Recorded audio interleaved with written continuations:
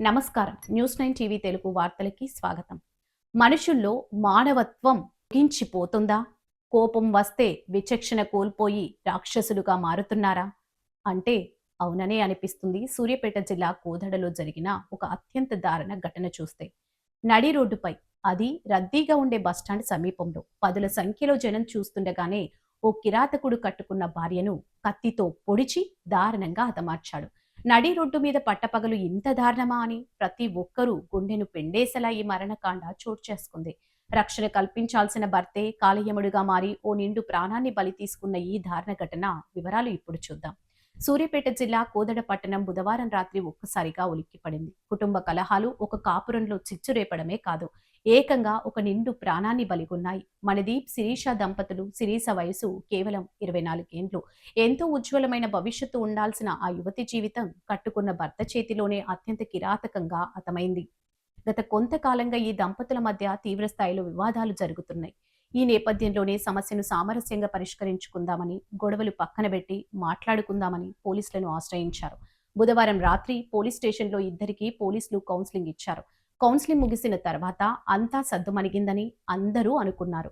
కానీ ఆ కిరాతకుడి మనసులో రగులుతున్న పగ, కోపం ఎవరికీ అర్థం కాలేదు.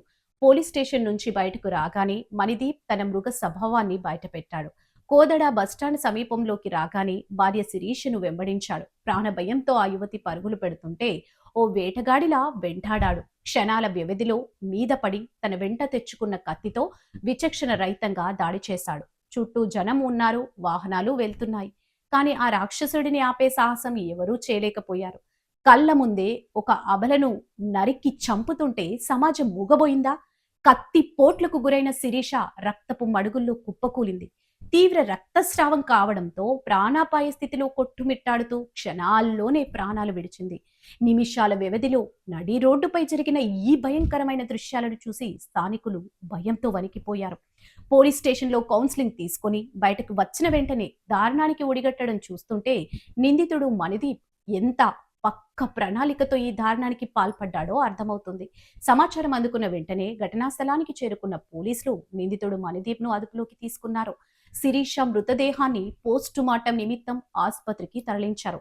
అయితే ఇక్కడ మిగిలిపోతున్న ప్రశ్న ఒకటే, ఒక మనిషి ప్రాణం తీసేంత హక్కు ఎవరికుంది? కుటుంబ కలహాలుంటే చట్టపరంగా విడిపోవచ్చు కదా. ఇలా నడి రోడ్డుపై అందరూ చూస్తుండగానే ఒక ప్రాణాన్ని అత్యంత కిరాతకంగా బలి తీసుకున్న ఆ నిందితుడికి కఠినాతి కఠినమైన శిక్ష పడాలని స్థానికులు, మహిళా సంఘాలు డిమాండ్ చేస్తున్నాయి. ఈ ఘటన స్థానికంగా తీవ్ర విషాదాన్ని, కలకలాన్ని రేపింది. ఇలాంటి దారుణాలు పునరావృతం కాకుండా ఉండాలంటే చట్టాలు మరింత కఠినంగా అమలు కావాల్సిన అవసరం ఎంతైనా ఉంది. మరిన్ని అప్డేట్స్ కోసం చూస్తూనే ఉండండి న్యూస్ 9 టీవీ తెలుగు. జై హింద్.